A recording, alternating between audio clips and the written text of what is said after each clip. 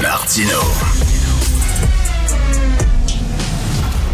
Le cauchemar de tous les woke. Cauchemar de tous les woke.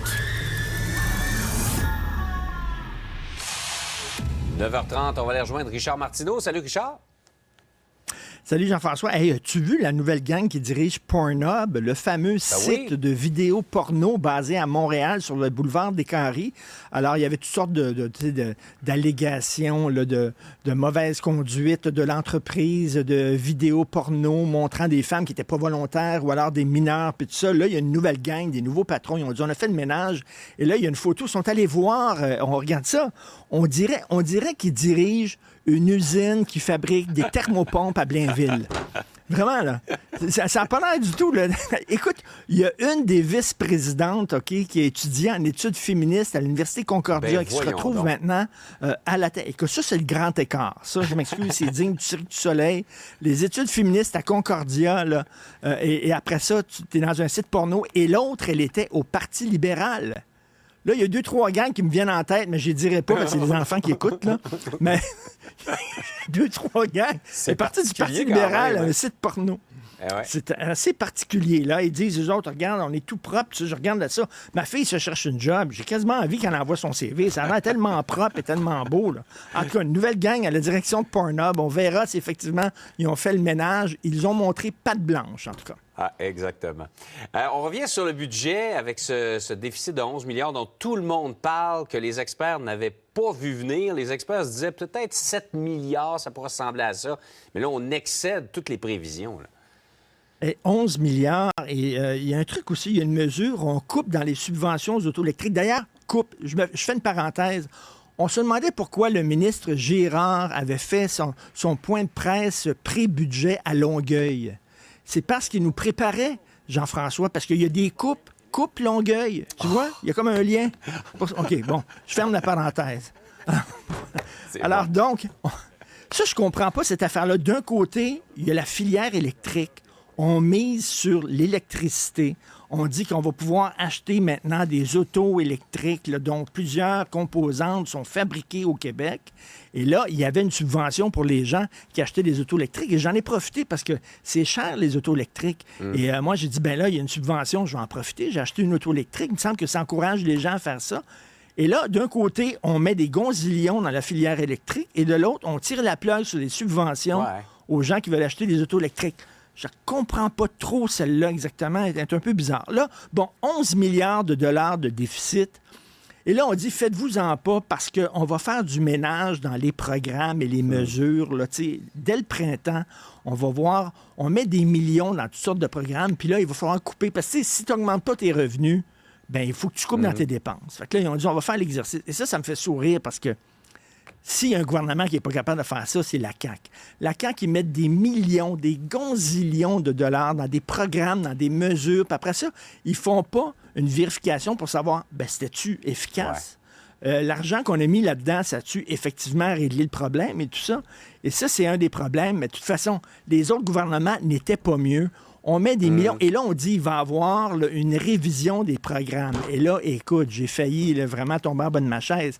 Parce que comme le fait remarquer à juste titre Antoine Robitaille dans sa chronique dans le journal aujourd'hui, des révisions des programmes pour savoir ce qui marche pas, où on coupe pas, il y en a eu des tonnes au fil des années. Et ça n'a jamais rien Je suis donné. allé voir, là.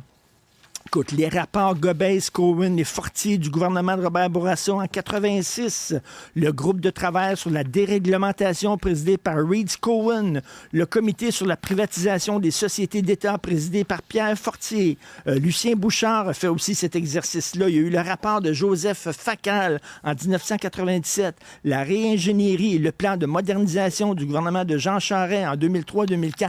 Et ça a donné chaque fois des beaux rapports. Puis on a pris ces rapports-là, puis on les a mis en dessous d'une table qui était bancale. Tu comprends, là? Avec une patte un peu plus courte, là. Okay. Ça a servi à ça. D'ailleurs, ces commissions-là, qui devaient faire le ménage dans les dépenses inutiles, étaient elles-mêmes des dépenses inutiles. Parce qu'ils sont arrivés avec des rapports qu'on n'a même pas appliqués.